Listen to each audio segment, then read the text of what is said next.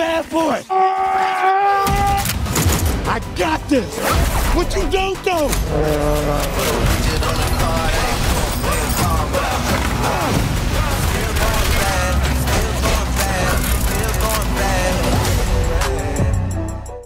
Bonjour à tous, c'est Valentin, le Home Cinéman, et je suis en compagnie de Loïc. Bonjour Loïc. Salut. Et on se retrouve aujourd'hui pour parler de Bad Boys Ride or Die, c'est ça? Yes. C'est Bad Boys 4, suite de la saga... Bad Boys. Bad Boys, voilà. Merci Loïc, c'est tout pour cette vidéo, merci, abonnez-vous. Allez, salut. Donc ouais, suite de la saga Bad Boys, initiée par Michael Bay avec les deux premiers, en quelle année? Oh là, tu me poses une question, Valentin, c'est toi l'expert, je te rappelle. Dans les années 90, mais non, je connais pas cette saga. Non, moi. mais les grilles et le connaisseur, c'est toi, Valentin. Moi, je suis le guignol, hein. Tout le monde le sait. Hein. Non, mais tu es aussi le The Man in the Chair, celui qui trouve les infos. Bad Boys, 1995. Le 2 en 2003. Le 3, donc Bad Boys for Life, 2020. Donc suite de la saga initiée par Michael Bay en 1995, qui a été reprise en 2020 avec la sortie d'un troisième volet par Adil et Bilal. Voilà, deux réalisateurs connus. Ils sont connus pour avoir repris en main la saga Bad Boys avec le troisième, mais ils ont entre-temps travaillé sur Miss Marvel, je crois. Puis c'est eux qui étaient à l'origine du projet Bad Girl. Et puis ils ont travaillé sur Miss Marvel entre-temps, et leur projet Bad Girl a été annulé en effet. Et ils ont réalisé ce quatrième volet dont nous allons vous parler tout de suite. Je précise avant tout que ce sera une vidéo 100% sans spoiler. On va essayer de tout dire sans spoiler, et puis au pire, si on vient à spoiler, vous aurez une petite indication, on vous le dira. Loïc, de quoi parle ce film Bad Boys Ride or Die? Alors, comme dit si bien Fast and Furious, c'est courir ou mourir. Parce que le plus important, c'est la famille. Voilà. Petit aparté terminé. Nous suivons pour une quatrième fois les aventures de Mike et Marcus, qui sont les bad boys de la police de Miami. Nous commençons avec Mike qui se marie, et Marcus nous fait un arrêt cardiaque, qui devient le Black Panther, et qui revient à la vie vraiment en gourou de la vie, en guide spirituel. Tout ça plongé dans un complot machiavélique contre le capitaine décédé dans Bad Boys 3. 3 je crois, ouais. Qui a été tué par le fils de Mike. Mike et Marcus, justement, vont lutter contre ce complot corps et âme pour prouver que le capitaine était innocent et qu'il y avait des pourris dans la police de Miami. Résumé parfait. Merci, ça revient, c'est mon deuxième prénom. Et donc ce film met en scène deux acteurs, Martin Lawrence et Will Smith, dit la baffe. Je me dédouane de cette blague.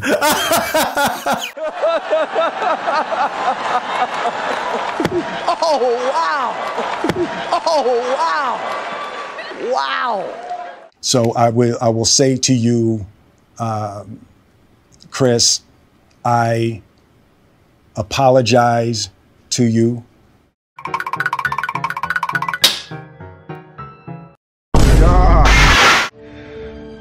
You were an embarrassment to him.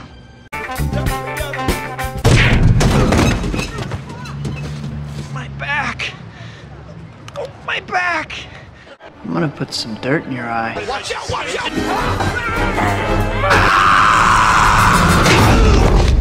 Good riddance. Ce résumé étant fait, Loïc, je me tourne vers toi. Qu'as-tu pensé de ce film Bad Boys 4? Alors, ce qu'il faut savoir dans un premier temps, c'est que j'ai vu les deux premiers Bad Boys, et le 3, je l'ai pas vu, parce que j'ai jamais eu l'occasion de le voir en 2020, et puis en soi, c'était pas non plus une saga que j'affectionnais particulièrement. En soi, j'ai pas loupé grand chose, je pense. Et puis, c'était sympa. C'était un bon film. Après, voilà, on a rigolé un petit peu, on a vu des scènes d'action. J'ai vu certaines scènes du making-of sur comment ont été faites les scènes, et quand je suis arrivé à ce moment-là, je me suis dit putain, ça rend vraiment bien. C'est là que tu te rends compte que finalement le jeu d'acteur, enfin le métier d'acteur en soi, c'est pas juste t'es devant une caméra, tu joues, machin et tout. Des fois t'as des équipements à porter, des trucs comme ça, et c'est énorme, c'est dur physiquement. Et là je m'en suis rendu compte dans la scène avec le rendu surtout, et je me dis putain, c'est beau. Non, j'ai bien aimé le film. Il y avait des acteurs qu'on aimait bien. On a retrouvé notamment Alexander Ludwig, qui joue notamment Björn Ironside dans la série Viking, qu'on a pas ça dans d'autres films également. On l'a perçu dans sa jeunesse dans Hunger Games par exemple. Mais voilà, c'est un acteur que j'affectionne un petit peu. C'est un acteur que dès que je le vois, je sais que je vais apprécier les passages où il est là. Et on a vu également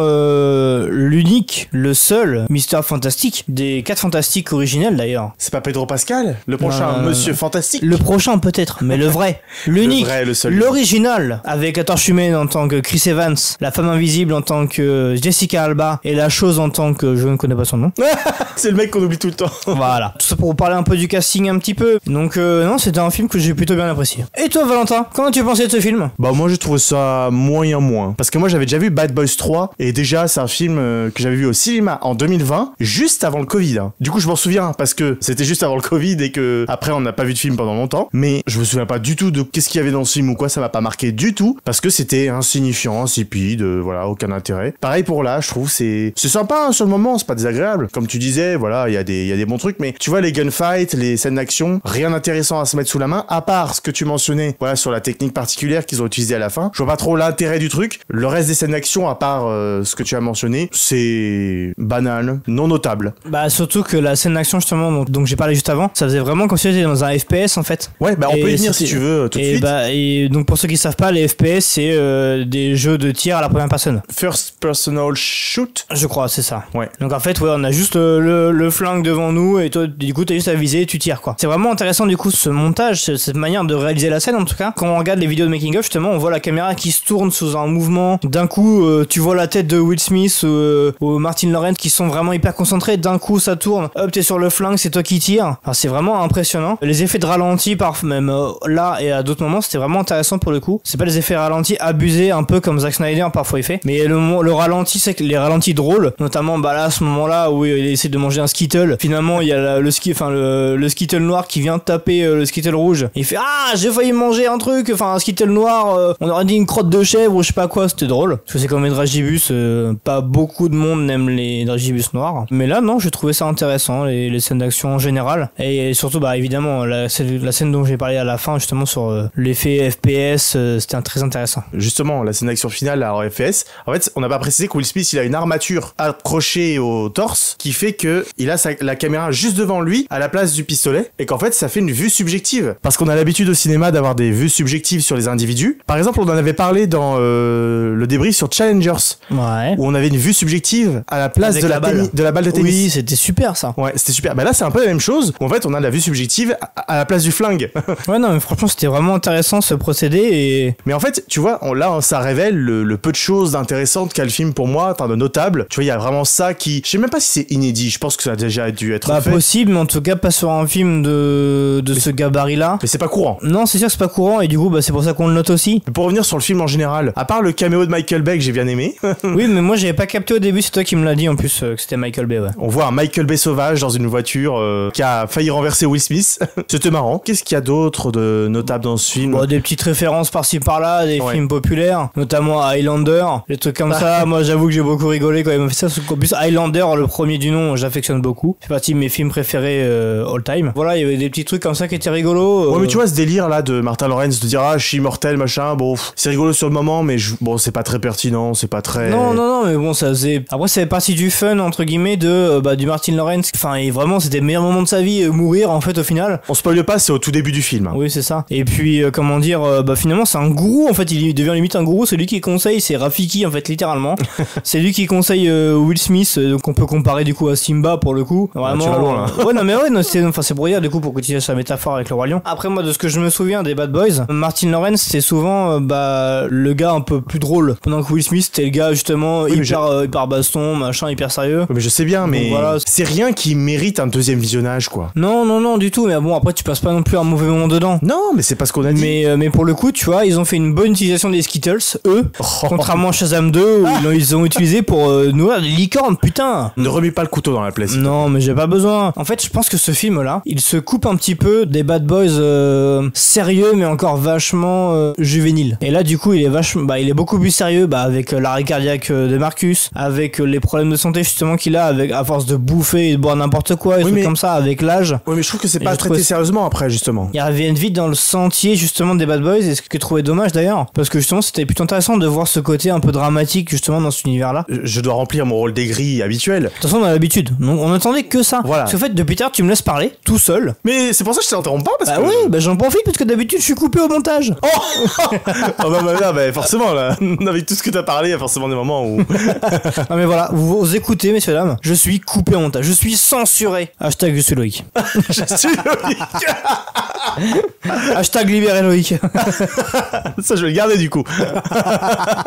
Du coup je prends mon rôle d'aigri habituel en disant que au final on n'arrête pas de reprocher au film Marvel d'être des petites pantalonnades, des grosses conneries avec des mecs qui font de l'humour partout. Moi, je vois pas ce qu'il y a trop de différent avec un film Marvel en voyant ça, tu vois. Donc pourquoi je reprocherais à un film Marvel d'être une grosse pantalonnade un peu débile et je le reprocherais pas à ce film-là. Donc bon, je reproche à ce film-là, mais c'est moins grave qu'un film Marvel qui là pourrait nous proposer un grand spectacle, machin. Ce film-là est un petit peu plus intime, même si ça reste un blockbuster. Donc c'est moins grave, tu vois. Oui, mais tu compares les Marvel, du coup. compare pas. Bah si. Non, je compare pas. Je dis pourquoi je critiquerais ça chez l'un et pas chez l'autre. Enfin, pour être logique, pour être intègre. T'as d'autres choses à dire? Bah, il y avait des personnages qui ont été surprenants, mais dans l'histoire du film. Notamment la fille du capitaine, vraiment, qui a un comportement très amical au début du film. Et littéralement 2 semaines après, dans le film, elle a un comportement vraiment, c'est le jour et la nuit, quoi. Elle est prête à lui tirer une blague une balle dans le buffet, quoi. Au début, je t'ai même regardé en plus et dit, mais il y a un problème là, il y a dû se passer un truc entre deux parce que c'est pas possible. Ouais, c'est qu'on comprend pas trop le comportement de ce personnage en fait. Bah, c'est ça en fait, c'est soit tu l'aimes pas, point, soit tu l'aimes et voilà. Sauf qu'en plus, la gamine, justement, elle appelle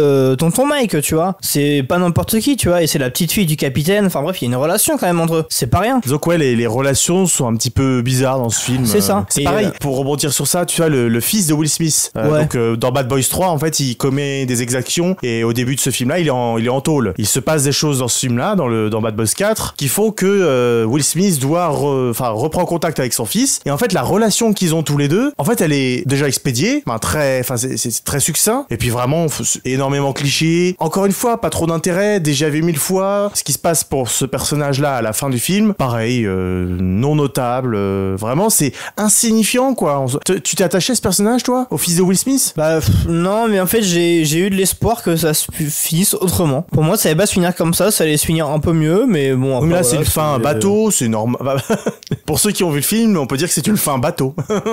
Tout ça pour dire que ce personnage a pas trop d'intérêt, et puis il arrive dans le film de manière insignifiante, il finit le film de manière insignifiante. Bon, il est là pour représenter entre guillemets la rédemption, je sais pas. Et puis on en parle du mec, parce qu'en fait pendant tout le film on doit chercher un traître. Et donc on nous a présenté un panel de personnages au début, et on te dit bah il y a un traître dans le lot. Du coup je vais pas vous dire qui c'est, on est en sans spoil. Mais il y a des acteurs célèbres dans le film qui jouent les héros, et dans tous les héros, ou en tout cas les personnages qu'on nous présente de nouveau dans ce film, il y en a un qui est joué par un acteur célèbre. Bon, est-ce que ce serait peut-être pas lui le traître? Eh bien évidemment que c'était lui, on l'a deviné. On s'est regardé, on s'est dit évidemment que c'est lui au bout de 5 minutes de présentation du mec. C'est un peu comme dans Equalizer 2, pareil, c'est une histoire de traître, Denzel Washington doit trouver lequel des personnages qu'on nous a présentés dans le film est le traître. Évidemment, il y a que des acteurs pas très connus, entourés de Pedro Pascal.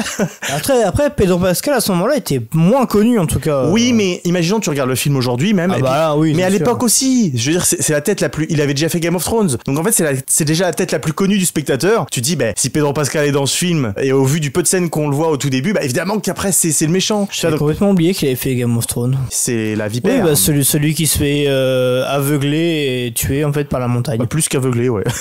Voilà, tout ça pour dire qu'en fait le casting qui spoil les événements de l'histoire, bon, c'est léger. Mais encore une fois, ça va dans un film qui est insignifiant, qui a pas trop grand chose à proposer. Ouais, mais tu vois, par contre, il y a un autre personnage, je voulais revenir dessus, qui a un développement intéressant. C'est le beau-fils de Marcus. Le gars. Ouais, j'avoue, ouais. Tu le vois au mariage, déjà, tu vois en uniforme, déjà, tu te dis c'est qui. Du coup, tu le vois et tout calme. Au final, Marcus se retrouve à devoir lui demander de l'aide. Et Reggie, en fait, nous montre des scènes d'action dignes de John Wick. Vraiment, tu t'attends pas, alors que le mec, il est de temps tout le film. Et d'un coup, il te sort ça, tu fais, mais what? Tout ça pour dire que c'était un personnage inoffensif au début et qu'il se révèle dans le film. En fait, on vient lui buter son chien et voler sa voiture.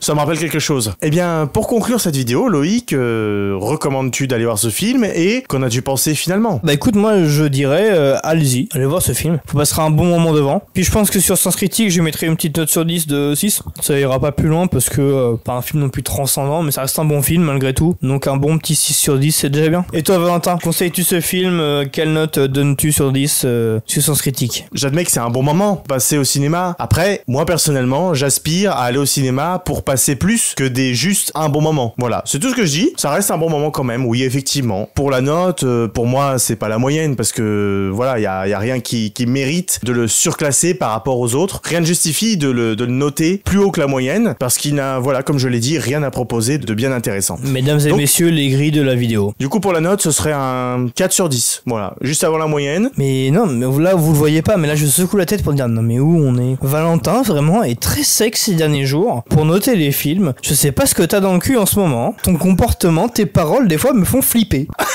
Vraiment, je comprends pas. Je me demande où est-ce qu'on va. Et vraiment, ça me fait peur pour la suite. Hein. Eh bien, merci de nous avoir suivis. N'hésitez pas à vous abonner, à liker la vidéo, à laisser un commentaire, et puis de suivre notre compte Sens Critique. Vous avez les liens dans la description de la vidéo. Vous avez aussi le lien du Twitter de la chaîne. Nous vous souhaitons une bonne matinée, soirée, après-midi. Et puis à la prochaine. Salut Loïc. Salut.